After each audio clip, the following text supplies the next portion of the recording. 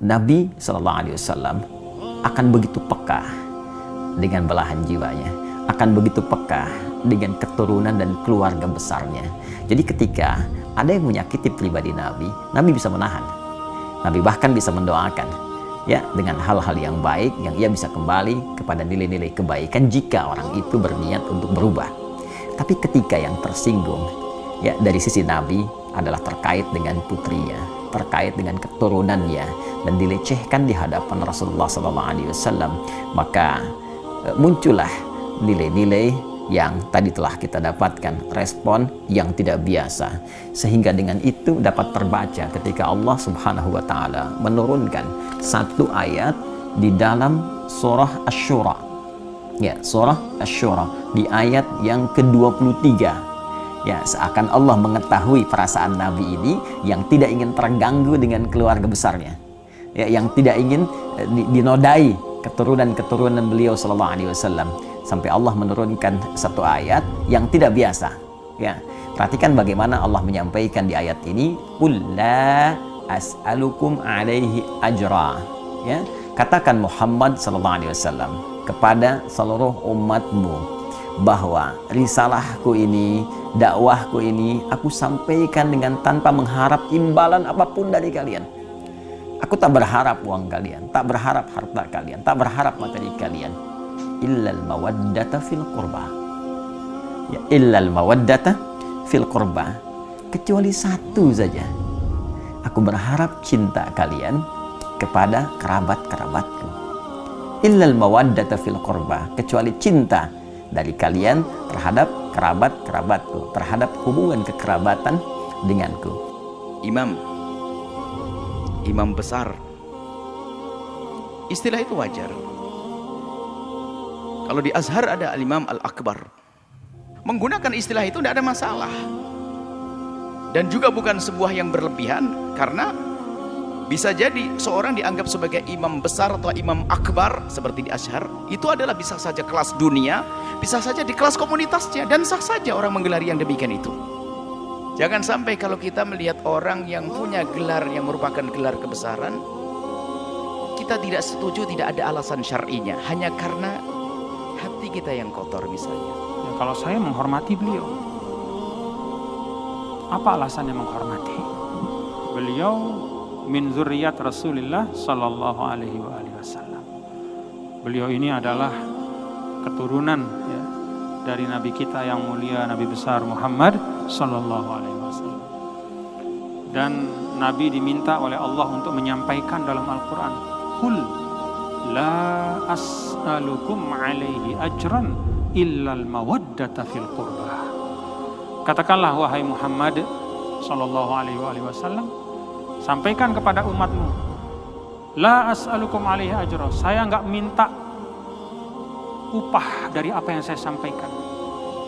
Jadi Nabi diminta menyampaikan kepada semua umat. Nabi itu enggak minta upah apapun, uang apa enggak, Nabi enggak perlu dan enggak minta. Illal mawaddata fil qurba, kecuali kalian semua mencintai keluargaku. Itu dalam Al-Quran. Jadi ya memang kita wajib menghormati karena beliau adalah keturunan dari Nabi kita yang mulia, Nabi besar Muhammad SAW. Siapa rizik, ya belum rizik itu berkiprah, ya udah malang melintang juga lah. Doa seorang ulama, katanya ulama, kalau bisa nggak yakin itu ulama. Dia, saya nggak tahu siapa, tapi Habib juga tuh.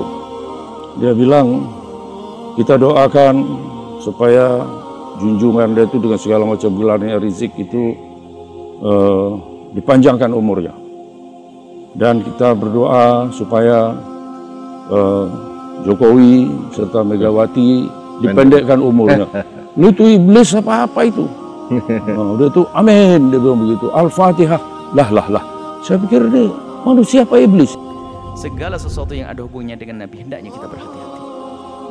Jangan sampai kita punya ungkapan yang menyakitkan cucu-cucu Nabi atau pecinta cucu Nabi.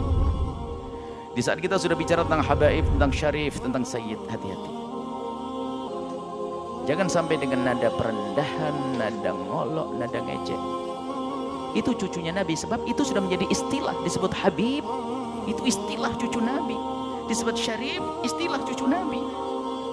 Kalaupun Anda tidak cocok di dalam urusan politik dengannya, pemikiran dengannya, bukan berarti harus Anda rendahkan. Anda berbeda, diskusi, debat, iya, tapi bukan berarti merendahkan, karena ada istilah itu nyambung ke Rasulullah.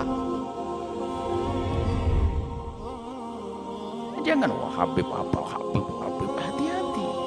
Di saat diberi gelar Habib, itu adalah karena sisi, itu urusan-urusan itu sampai sebatas itu saja. Bukan langsung kita menodai, mencela ke habaib yang mengajak revolusi dan segala macam, dan saya tidak akan segan-segan untuk menindak dengan keras. Ada pimpinan-pimpinan TNI di wilayah ini yang mengajak tidak netral, membantu salah satu, maka itu adalah pengkhianat. Itu adalah pengkhianat. Itu adalah pelacur politik. Saya ingatkan ini, Pak, saya bersumpah taat kepada atasan dengan tidak memantah perintah atau keputusan. Iya betul, tetapi sumpah yang pertama, setia kepada negara kesatuan Republik Indonesia berdasarkan Pancasila. Melanggar Pancasila, karena TNI adalah anak kandung rakyat, maka TNI harus netral. Pada saat rakyat berkelahi, karena netral dipercaya sebagai penengah. Itu TNI. Semoga ini didengar oleh semua prajurit TNI. Jangan ikuti pemimpin yang menjual TNI. Ikuti pemimpin yang pelacur politik, karena pemimpin seperti itu akan menjual nyawa anak buahnya untuk kepentingan pribadi. Revolusi, siap revolusi, Akbar,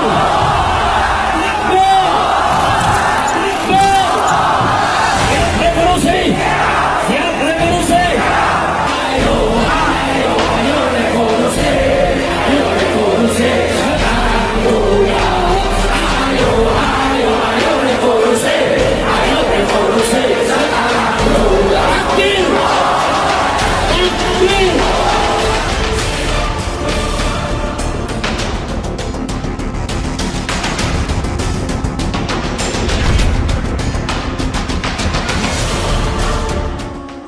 Solusi yang terbaik untuk umat, untuk bangsa dan negara, untuk pejabat dan rakyat, buka pintu dialog. Jadi kalau berbeda pendapat bukan main tangkap. Kalau berbeda pendapat, saudara, bukan orang ditersangkakan. Kalau beda pendapat bukan orang dipenjarakan. Tapi kalau berbeda pendapat, duduk bersama, ayo dialog, ayo adu argumentasi. Apa kau punya argumentasi? Apa kau punya alasan? Apa kita punya argumentasi? Kita lihat siapa yang punya argumentasi yang kuat, ya. Ini perlu dibuka pintu dialog semacam ini. Nah makanya kalau sekarang ada yang teriak-teriak rekonsiliasi, mana mungkin rekonsiliasi itu bisa digelar kalau pintu dialog tidak dibuka, saudara. Buka dulu pintu dialognya, baru bisa rekonsiliasi. Tidak perlu ada kegaduhan di tingkat nasional. Betul? Betul? Takbir. Sudah kita buka dari tahun 2017. Tapi apa jawaban yang kita terima? Jawaban yang kita terima bukan pintu dialog dibuka, bukan rekonsiliasi yang dilaksanakan. Justru yang kita dapatkan kriminalisasi ulama. Masih banyak ulama-ulama kita saat ini yang menderita di penjara. Bebaskan Ustadz Abu Bakar Bashir yang sudah sepuh, saudara. Bebaskan Habib Bahar bin Smith yang sudah lima. Bebaskan Dr. Sahganda Nainggolan. Bebaskan Bapak Anton Permana. Bebaskan Bapak Jumhur Hidayat. Bebaskan dulu ya kawan. Bebaskan mereka. Bebaskan para buruh. Bebaskan para mahasiswa. Bebaskan para pendemo. Bebaskan para pelajar yang saat ini masih memenuhi ruang-ruang tahanan, saudara. Bebaskan dulu mereka, tunjukkan niat baik, tunjukkan ada keinginan yang baik, sudah. Nah kalau Anda tunjukkan ada niat baik, etikat yang bagus, sudah kami sambut. Kita nggak perlu ribut. Kedepannya, ayo sama-sama kita berdialog, insya Allah. Saya tanya semua di sini, anti dialog tidak? Anti dialog tidak? Siap berdialog? Siap berdialog? Siap berdiskusi? Takbir! Insya Allah, ini Nabi udah kasih kabar, hati-hati, hati-hati. Kalau di tengah-tengah kita sudah tidak adil seperti itu, saudara. Satu kelompok salah dibiarkan, bahkan dilindungi. kelompok lain tidak disukai, saudara, enggak salah aja disalahkan. Apalagi kalau salah ya. Kalau sudah begini yang terjadi, apa kata Nabi? Innama halaka man kana qablakum. Halak kata Nabi, binasa, hancur itu bangsa. Nah, sekarang saya mau tanya saudara, di Indonesia mulai terjadi tidak? Ada kelompok yang kalau saya salah dibiarkan? Ada kelompok yang kalau salah dibiarkan? Ada kelompok yang kalau salah dihukum? Ada kelompok yang gak salah disalah-salahin? Ada tidak? Ada tidak? Kalau begitu saya tanya, itu adil tidak? Adil tidak? Jadi Nabi tadi mengatakan kalau tidak adil itu saudara, apa yang akan terjadi? Hancur. Sekarang saya mau tanya semua, mau Indonesia hancur? Mau Indonesia binasa? Mau Indonesia mendapatkan aneka ragam bencana dan musibah? Na'udzubillah min. Begitu siap tegakkan keadilan, siap lawan ketidakadilan. Takbir. Kalau anak hukum kina dibebaskan, santri bebaskan juga. Saudara, betul? Kalau yang santri dihukum karena dituduh menghina pemerintah, ya anak hukum kina hukum juga dong. Itu namanya keadilan. Kita nggak minta diistimewakan, enggak. Umat Islam tidak minta diistimewakan, saudara. Umat Islam tidak minta diistimewakan dalam hukum. Tegakkan hukum yang adil, yang salah proses hukum sesuai dengan hukum yang setimpal. Betul? Takbir. Saya tanya, kira-kira kalau pemerintah melakukan revolusi akhlak, dukung tidak? Dukung tidak? Tetap ini sebarkan, biar pemerintah dengar. Kami siap mendukung Anda kalau Anda melakukan revolusi akhlak. Kalau Anda besok berbuat adil, kalau Anda menegakkan keadilan, kalau Anda merubah segala kezaliman ini menjadi ketaatan kepada Allah, kami hormati Anda, kami siap tunduk kepada aturan Anda. Betul? Keadilan itu untuk semua, sudah. Tidak boleh ada satu manusia pun yang diperlakukan tidak adil. Apapun agamanya, apapun sukunya, keadilan bukan hanya untuk umat Islam, saudara. Keadilan untuk semua manusia, bahkan untuk semua makhluk Allah Subhanahu wa Ta'ala. Kita mesti adil terhadap binatang sekalipun, kita mesti adil terhadap pohon, kita mesti adil terhadap lingkungan, apalagi terhadap umat manusia. Wajib untuk kita bersikap adil. Siap bersikap adil? Siap tegakkan keadilan? Takbir! Takbir! Sallu ala Nabi. Nah, inilah kita maksud dengan revolusi akhlak yang ada. Enggak, kita nggak peduli ya kawan, apapun resikonya. Resikonya paling tinggi mati. Paling tinggi apa? Orang berjuang mati, yang nggak berjuang orang sakit mati, yang nggak sakit orang kena corona mati, nggak kena corona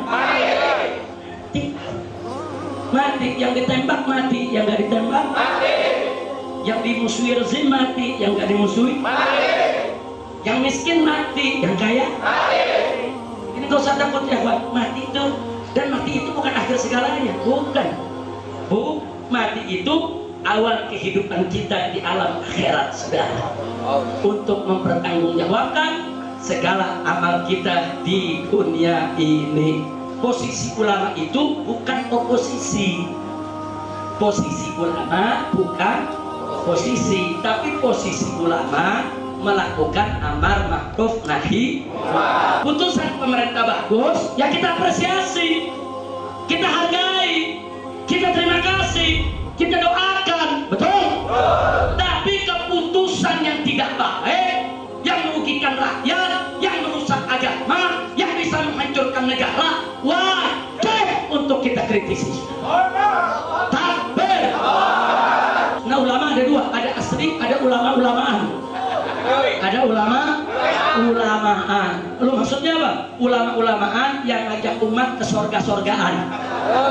Karena kalau ulama asli ngajak umat ke sorga asli. Siap ikut ulama asli? Takbir. Kita bukan musuh negara, bukan. Kita bukan musuh Jokowi, bukan musuh tentara, bukan musuh polisi. Kita musuh ketidakadilan, sudah.